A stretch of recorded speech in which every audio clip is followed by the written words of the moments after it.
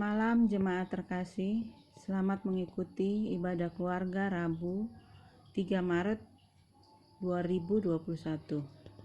Waktu telah mengantar kita memasuki minggu-minggu Prapaskah. Minggu-minggu Prapaskah hendak menyadarkan kita bahwa penderitaan Kristus sesungguhnya ada karena dosa manusia.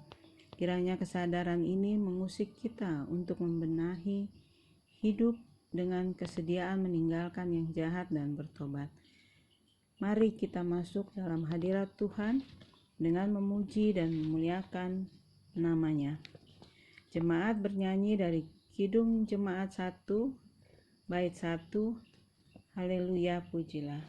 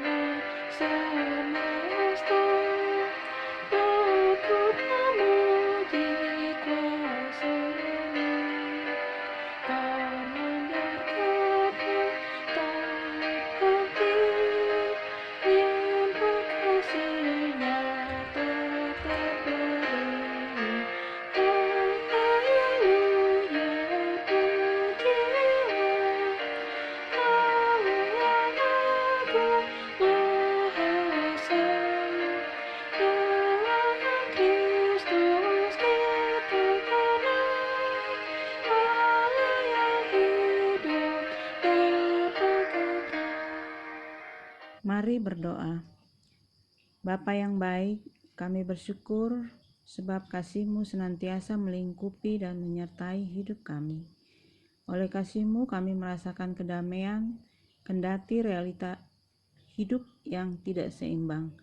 Namun, apapun yang terjadi, Engkau adalah Bapa yang setia. Kami mohon ampun, ya Bapa, akan dosa dan pelanggaran yang kami lakukan terhadap-Mu dan sesama kami. Saat ini bersama dengan keluarga di rumah kami masing-masing, kiranya Engkau mau mengaruniakan kami kuasa Roh Kudus-Mu dan layakkan kami untuk berada di dalam kekudusan-Mu. Di dalam nama Tuhan Yesus Kristus kami berdoa dan bersyukur. Amin. Mazmur berbalasan yang terambil dari Mazmur 5 ayat 12 sampai 13. Tetapi semua orang yang berlindung padamu akan bersuka cita. Mereka akan bersorak-sorai selama-lamanya, karena Engkau menaungi mereka, dan karena Engkau akan bersukaria orang-orang yang mengasihi nama-Mu. Sebab Engkaulah yang memberkati orang benar, ya Tuhan. Engkau memagari dia dengan anugerah-Mu seperti perisai.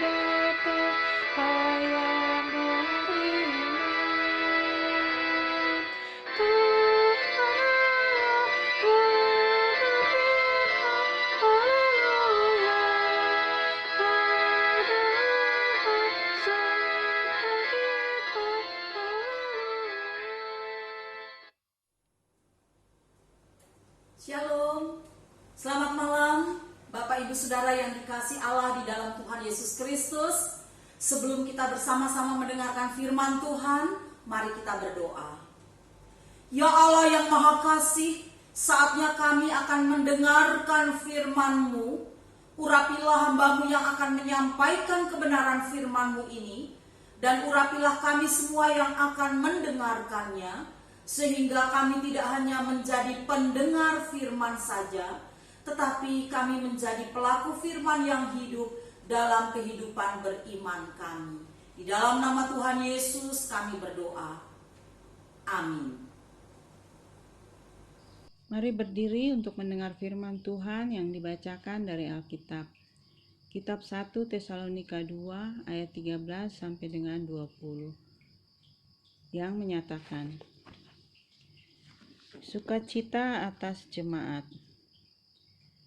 Dan karena itulah kami tidak putus-putusnya mengucap syukur juga kepada Allah, sebab kamu telah menerima firman Allah yang kami beritakan itu, bukan sebagai perkataan manusia, tetapi dan memang sungguh-sungguh demikian, sebagai firman Allah yang bekerja juga di dalam kamu yang percaya, sebab kamu saudara-saudara telah menjadi penurut jemaat-jemaat Allah di Yudea, jemaat-jemaat di dalam Kristus Yesus, dan kamu juga telah menderita dari teman-teman sebangsamu segala sesuatu yang mereka derita dari orang-orang Yahudi.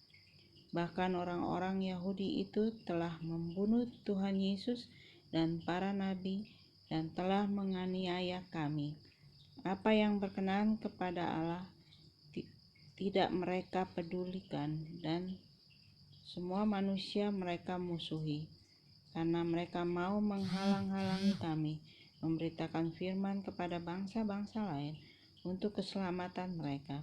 Demikianlah mereka terus-menerus menambah dosa mereka sampai genap jumlahnya.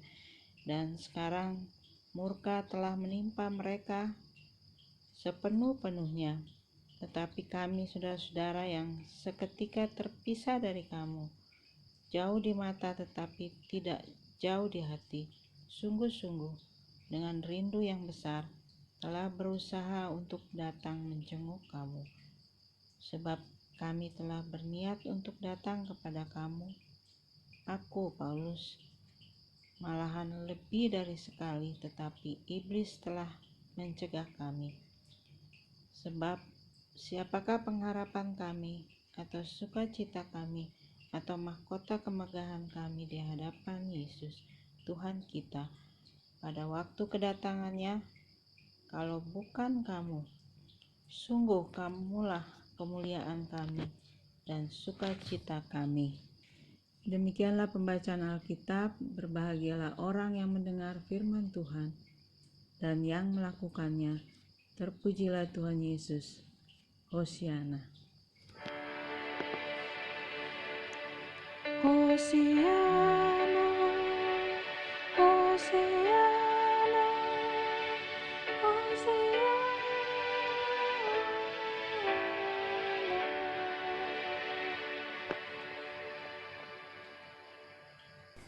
Shalom, salam sejahtera buat Bapak Ibu Saudara yang ada di rumah. Kita bertemu lagi pada hari Rabu, kita ibadah secara daring. Bacaan kita di dalam bacaan 1 Tesalonika pasalnya yang kedua, ayat 13 sampai dengan ayatnya yang ke-20 dengan judul Sukacita atas Jemaat. Itu judul yang diberikan oleh Lembaga Alkitab Indonesia.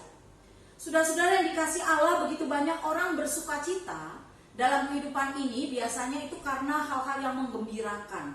Dia lagi senang, dia lagi happy, dia mungkin lagi dapat pekerjaan, dapat pacar, teman hidup, jodoh, pendamping, mau menikah, atau naik karirnya, naik jabatannya, dan lain sebagainya. Sehingga biasanya orang menaikkan ucapan syukur dan sukacita karena yang dialaminya seperti itu. Tetapi jarang saudara-saudara orang bersukacita atau mengucap syukur dalam keadaan terjepit, dalam keadaan terpuruk, dalam keadaan sedih, dalam keadaan menderita, dalam keadaan duka, dalam keadaan dianiaya. Sulit orang untuk bersukacita, sulit orang untuk mengucapkan syukur kepada Tuhan. Rasul Paulus, saudara-saudara, mengalami berbagai macam tantangan yang berat, tantangan yang hebat ketika dia mengabarkan Injil kepada bangsa-bangsa yang bukan Yahudi. Mari kita lihat ayat 16. Karena mereka mau menghalang-halangi kami memberitakan firman kepada bangsa-bangsa lain untuk keselamatan mereka. Demikianlah mereka terus-menerus menambah dosa mereka sampai genap jumlahnya, dan sekarang murka telah menimpa mereka sepenuh-penuhnya. Saudara, sebagaimana kita ketahui, jemaat di Tesalonika ini mengalami penganiayaan yang begitu berat yang dilakukan oleh orang-orang yang non-Kristen dari sesama penduduk Tesalonika. Nah, di dalam situasi yang seperti itu, integritas penghayatan iman mereka kepada Tuhan Yesus diuji. Namun, jemaat di Tesalonika menghadapinya dengan penuh sukacita. Penganiayaan itu, saudara, malah dianggap sebagai bagian yang diperlukan dalam kehidupan seorang Kristen. Bertahan di dalam penderitaan bisa menjadi salah satu bukti. Salah satu bukti, saudara-saudara. Bukti apa? Bukti iman yang sejati. Sama seperti kita, ketika kita ada di dalam situasi seperti jemaat di Tesalonika seperti ini, saudara-saudara. Ketika kita bertahan di dalam setiap ujian, di dalam setiap penderitaan, di dalam setiap pergumulan yang berat sekalipun, tapi kita kuat dan bertahan. Kita tidak berlari atau oleng ke kanan atau oleng ke kiri, atau bahkan kita tidak meninggalkan Tuhan. Sesungguhnya di situ, saudara-saudara, iman saudara dan saya diuji. Saudara-saudara yang dikasih Allah dalam Tuhan Yesus Kristus, Rasul Paulus mengalami hal yang sama. Kabar penderitaan jemaat Tesalonika yang dimusuhi dan dianiaya oleh bangsanya sendiri tentulah menjadi duka tersendiri, menjadi kesedihan sendiri dari Rasul Paulus. Itu ada di dalam ayat yang ke-14. Ada kerinduan di hati Rasul Paulus untuk menjenguk jemaat di Tesalonika. Karena itulah, saudara-saudara, melalui suratnya ini dia mengatakan bahwa jemaat di Tesalonika yang merupakan buah pelayanannya itu adalah pengharapan dan sukacitanya di dalam Tuhan. Saudara-saudara yang dikasih Allah di dalam Tuhan kita Yesus Kristus. Oleh sebab itu, ketika kita mengamati atau mendalami bacaan kita ini, kita akan melihat ternyata walaupun mereka dihambat, tetapi mereka tetap merambat. Hambatan-hambatan untuk datang kepada Tuhan, untuk percaya kepada Injil kebenaran Kristus tidak menyurutkan langkah mereka, termasuk Rasul Paulus untuk tetap menyampaikan berita Injil. Dia tetap melayani Tuhan dengan benar. Oleh sebab itu, saudara-saudara, pertanyaannya, hal-hal apa saja yang menguatkan setiap orang percaya untuk dapat tetap hidup bertahan di dalam Tuhan, untuk tetap hidup melayani Tuhan di tengah-tengah penderitaannya. Firman Tuhan mengatakan kepada kita, ayatnya yang ke-13, dan karena itulah kami tidak putus-putusnya mengucap syukur juga kepada Allah, sebab kamu telah menerima firman Allah yang kami beritakan itu, bukan sebagai perkataan manusia, tetapi dan memang sungguh-sungguh demikian, sebagai firman Allah yang bekerja juga di dalam kamu yang percaya. Jadi kalau kita lihat di sini, saudara-saudara, hal-hal apa yang justru menguatkan mereka, setiap orang percaya, untuk tetap bertahan melayani Tuhan di tengah-tengah penderitaan, di tengah-tengah kesulitan, di tengah-tengah pergumulan. Yaitu yang pertama, mereka selalu berpikiran positif, fokus pada karya penyelamatan Tuhan. Ayat 13-16. Di sini Rasul Paulus tidak mau membiarkan perhatiannya itu terpusat kepada orang-orang yang menentang pemberitaan Injilnya. Dia memusatkan perhatiannya, saudara, pada orang-orang yang mau terbuka menerima Injil Kristus Yesus. Dan hal ini yang membuat dia tidak pernah mengeluh dalam pelayanannya, melainkan dia selalu bersyukur, dia selalu bersukacita. Karena apa? Karena orang-orang itu banyak yang menerima Injil Kristus Yesus. Dan Rasul Paulus juga bersyukur untuk orang-orang percaya yang rela menderita bagi kemuliaan Tuhan. Ayat 14 sampai dengan ayat yang ke-16. Kemudian yang kedua, hal apa saja yang membuat setiap orang percaya untuk tetap melayani Tuhan? Yaitu melayani dengan hati, melayani dengan kasih. Rasul Paulus tidak asal-asalan melayani, saudara, melainkan dia melayani dengan hati yang tulus, dengan hati yang mengasihi. Dia tidak asal melakukan pekabaran Injilnya atau tugas penginjilannya itu begitu saja, asal-asalan. Namun dia dengan penuh kerinduan, dia mau mengunjungi jemaat Tesalonika, bahkan untuk menguatkan iman percaya mereka. Meskipun ada orang-orang yang datang mau menghambat pelayanannya, namun Rasul Paulus tetap pada pendiriannya. Dia tetap ada di pemikiran untuk tetap fokus melayani dengan penuh sukacita dan dengan hati yang tulus, bukan dengan paksaan. Bahkan dia selalu berdoa kepada jemaat di Tesalonika.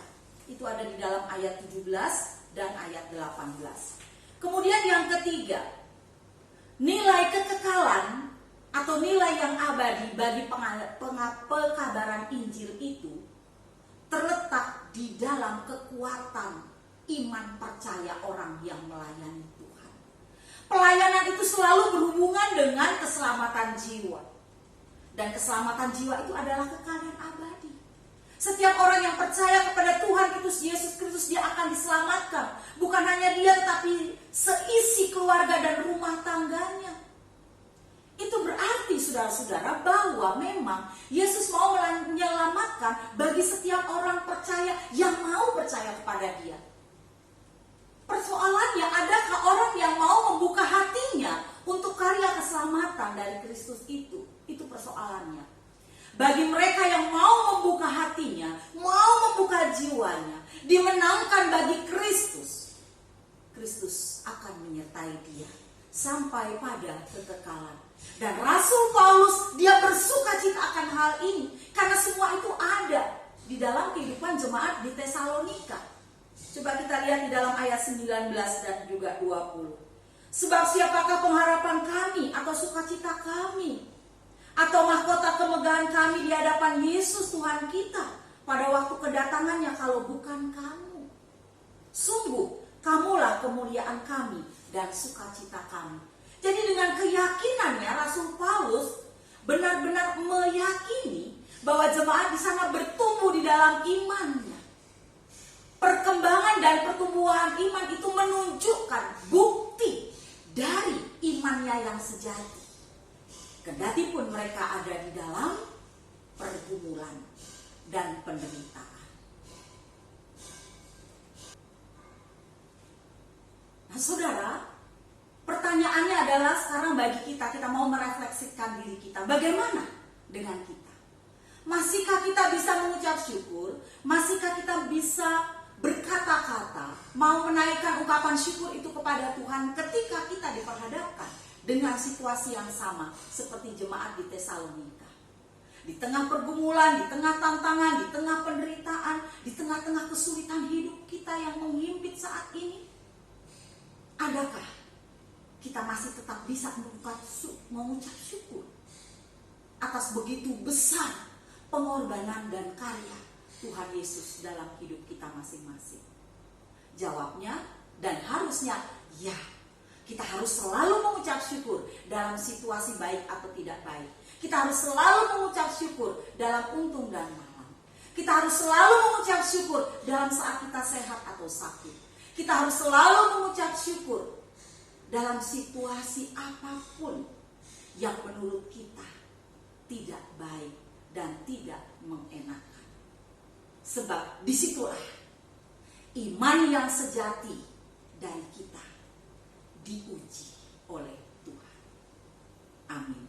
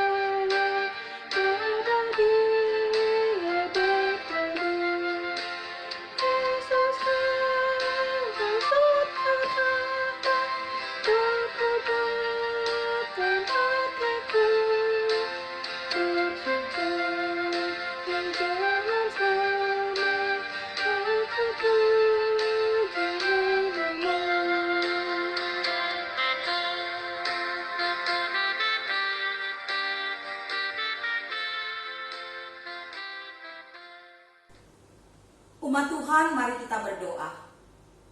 Terima kasih Tuhan, kami sudah mendengarkan firman-Mu, dan biarlah kami boleh menjadi pelaku firman yang hidup. Kami dapat mengatasi berbagai macam rintangan dan tantangan. Kami boleh kuat menghadapi segala macam pergumulan yang berat sekalipun.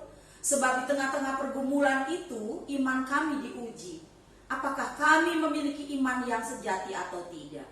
Terima kasih apabila lewat syafaat kami boleh berdoa bagi bangsa dan negara Indonesia. Tuhan jaga, lindungi, dan sertai Bapak Presiden, para menteri, pimpinan di pusat daerah. Tuhan Yesus menyertai dan melindungi pimpinan kami, baik di tingkat RT, RW, kelurahan, kecamatan, ibu kota provinsi, termasuk juga anak-anak Tuhan yang dipercayakan untuk memimpin negara kami ini. Kami juga berterima kasih Tuhan menyertai gereja Tuhan. Di masa pandemik ini kami tetap semangat memberitakan firman Tuhan meskipun melalui daring, termasuk dalam ibadah keluarga ini Tuhan.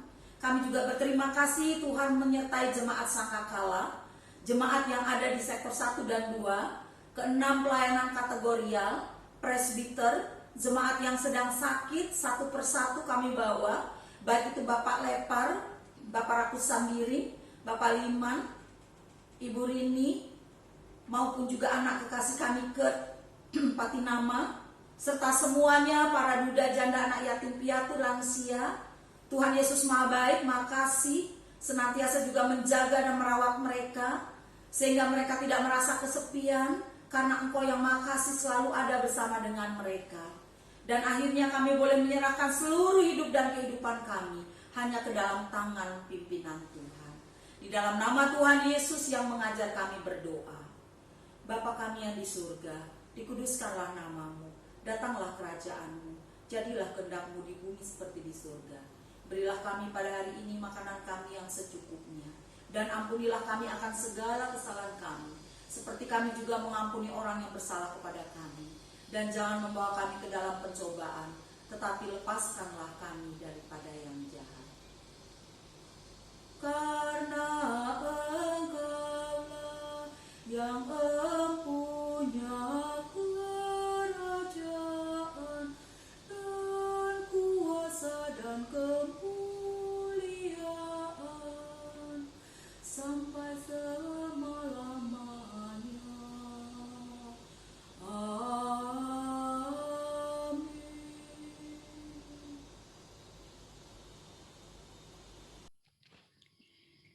Marilah kita mengucap syukur dengan hati, mulut, dan tangan kita, serta mengingat pesan dalam Alkitab yang tertulis di Kolose 3 ayat 17 yang menyatakan, "Dan segala sesuatu yang kamu lakukan dengan perkataan atau perbuatan, lakukan semuanya itu dalam nama Tuhan Yesus sambil mengucap syukur oleh Dia kepada Allah Bapa kita." Tuhan memberkati saudara dan persembahan saudara. Jemaat bernyanyi dari GB 87 bait 1, Aku bersyukur padamu.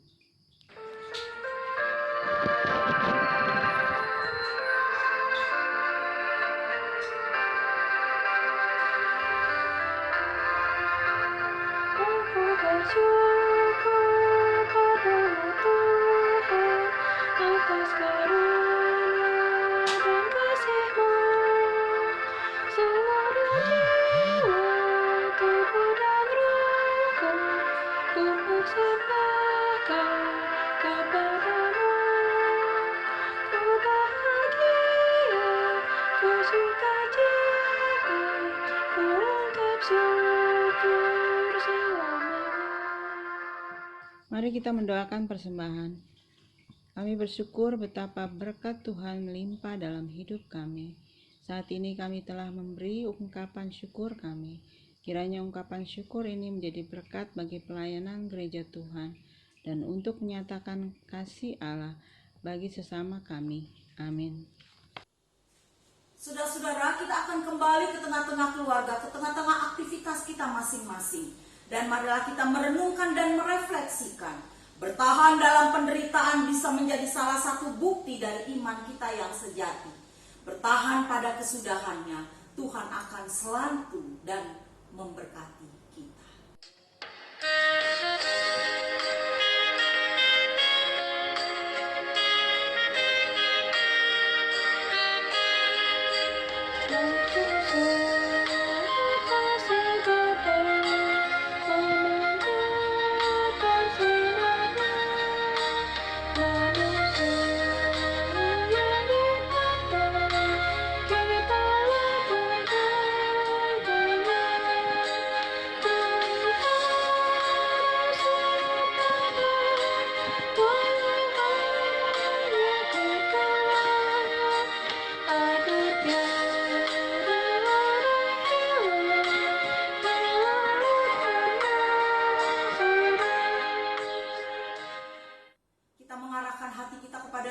Tuhan dan menerima berkat-Nya.